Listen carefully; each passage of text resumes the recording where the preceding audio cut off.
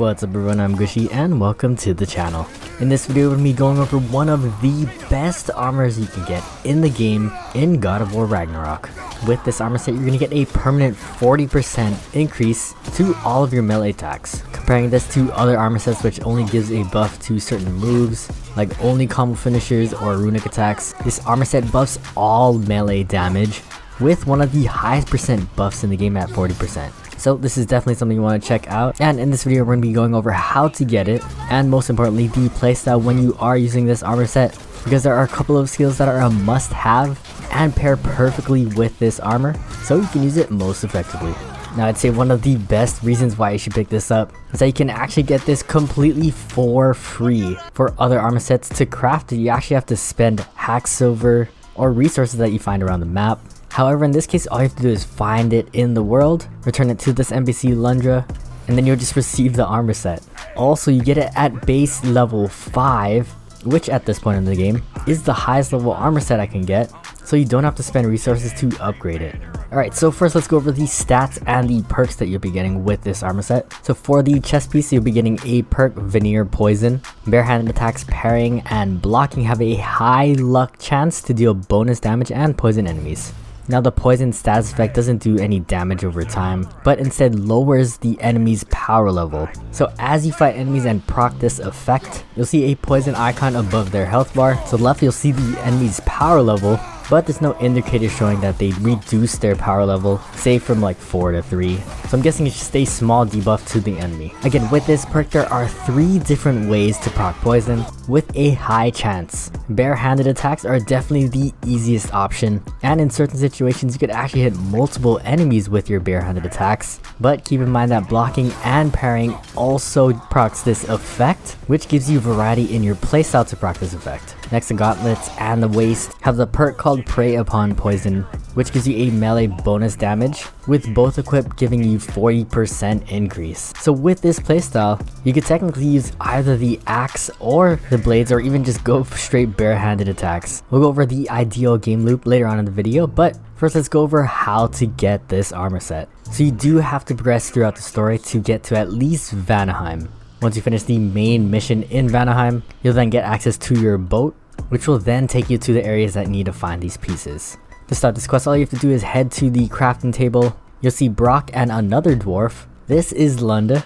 Once you talk to her, you'll start the quest line. It's not tracked on the map or anything, so I'll just tell you guys exactly where you need to go. So when you first see Lunda at Fair's Camp, you're gonna head down the river to the river delta and to Noatun's garden. I recommend finding these pieces in this order, so you don't have to backtrack and go to different places once. Next we'll be going to Cliffside Ruins and then to the Veiled Passage, which is covered by this fog and unlocks from a secret area from Cliffside Ruins. So starting off at Noatun's garden, just follow the path and look out to your left. You know you get there when you find 2 places you can dock your boat and poison on the ground. There'll be a couple of enemies that you need to defeat before you can interact with anything. Another marker is this ghost over here that you'll see, but all you have to do is go over here, interact with this. He'll open up a secret door and this chest. Open that up and you'll get the waist. Next piece, we're gonna go down the river and to Cliffside Ruins.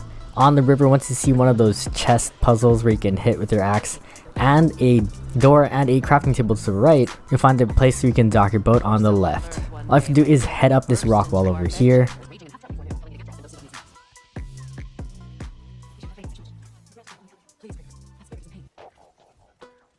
And under this archway to the left, you'll find the chest. Don't forget to hit these annoying exploding poison things. But once you open up the chest, you'll get the bracers. Now don't leave this place yet. To get to the Veiled Passage, you actually have to unlock it over here in the same place. So again, from the boat, follow the path over here and you'll find some chains that it will drop down, which you have to burn with your Blades of Chaos. You can't reach it over here, so you have to get to the high ground right behind you. Again, climb up the rock wall, jump across these pillars, then you can chain these sigils to burn the plants and release the chain.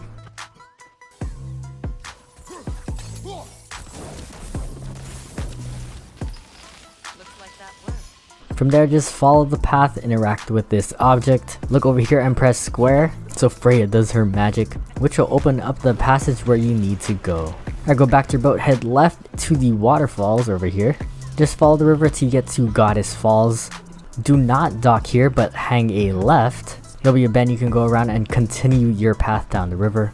Keep going to the very end, where you'll dock your boat and see the chest right behind this rock. Go ahead and open up that chest and you'll get your final piece, which you can then turn into Lunda. Again, to craft it, all you need to do is just hand those items over, and there's your free level 5 armor. Alright, moving on, let's go over some of these skills that I highly recommend picking up. I prefer using the axe with this playstyle, mostly because I like throwing my axe to get to the bare-handed attacks. If you prefer using the Blades of Chaos, you can definitely switch weapons manually. So if you actually press down arrow, you'll go bare-handed, and if you hit left arrow, you'll equip the Blades of Chaos. But again, I just like using the axe, so you really don't have to worry about switching, and you can just throw your axe. So picking up a couple of skills that will buff your axe throws are pretty handy. Frozen Lance, which deals very high damage and frost and breaks an enemy's guard. It will give you nice damage along with your axe throw, but it does have a long animation time. Of course, you do need to Frost Awaken your axe before using this move. So Frost Awaken 2 is really useful. If you hold triangle while you're sprinting, you can Frost Awaken pretty quickly. So while you're moving from enemy to enemy, just hold triangle, and this is a really quick way to get Frost Awaken so you can throw it with Frozen Lance.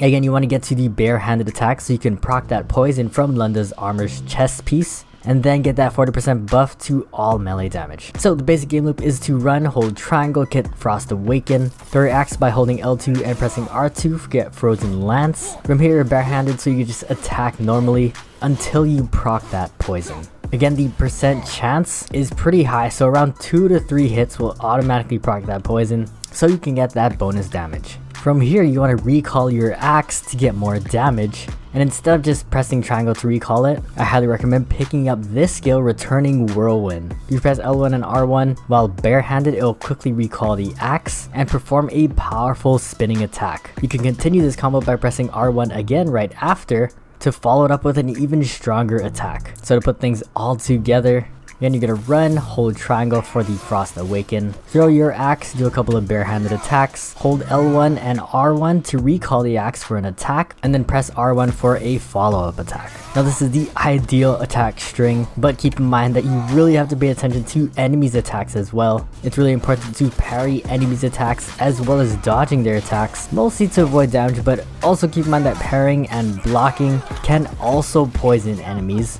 But more importantly, parrying stuns enemies, which is very powerful. So don't forget to use other mechanics in the game which also benefit you. Now I did want to go over a couple of downsides for using this build. I'd say the glaring weakness is going up against these frosted health bar enemies. Your bare-handed attacks does very little damage and does not proc the poison effect. And your axe doesn't do any damage at all, so you have to be using your Blades of Chaos. Like I said before, you can switch weapons using your Blades of Chaos to remove that frost health bar, then go to the bare-handed attacks, and then again switch to your Leviathan axe. But to be honest, I found that it's a little bit tedious to purposely be switching between these weapons just to take out one measly enemy. So in this specific case, I found that this armor set is not really ideal. Now on the other side, I think this armor set actually benefits really from 1v1 fights. So boss fights like this Hateful over here, where you don't have to be paying attention to multiple enemies at once. You really can focus if you want to go bare-handed, or focus on parrying to proc that poison effect.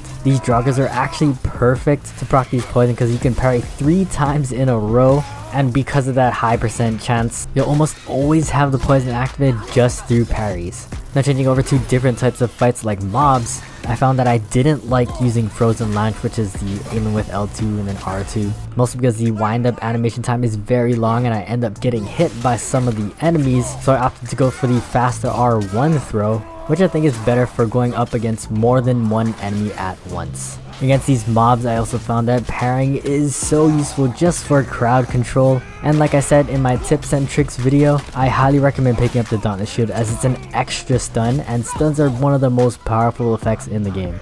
As you can see, stunning these enemies with parries and the Dauntless Shield Bash is really helpful in this situation. If you want to learn more tips and tricks to get better at the game just like this, I highly recommend checking out my tips and tricks video right over here. And that's everything for this video. As always, thank you guys for watching. Hope to catch you in the next one, and GG.